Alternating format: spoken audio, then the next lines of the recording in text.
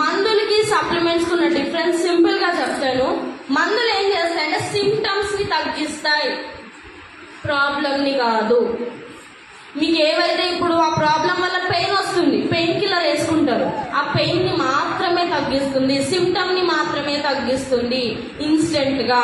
మరి సప్లిమెంట్స్ ఏం చేస్తాయి? మీకు లాంగ్ రన్ లో, దీర్ఘకాలంలో మనకు ఆ ప్రాబ్లం వేర్ల నుంచి మనకు ఆ ప్రాబ్లం ని పర్మనెంట్ గా తగ్గించడానికి సప్లిమెంట్స్ అనేవి హెల్ప్ అవుతాయి.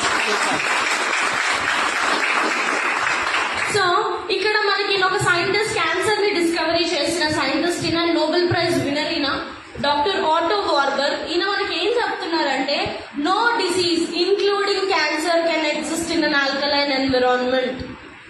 మన బాడీ ఎప్పుడైతే ఆల్కలైన్ కండిషన్ లో ఉంటుందో అక్కడ క్యాన్సర్ కూడా పుట్టే ఛాన్స్ అనేది ఉండదు. మన బాడీలో మినరల్స్ అనేవి అంత ఇంపార్టెంట్ రోల్ ని ప్లే చేస్తుంది.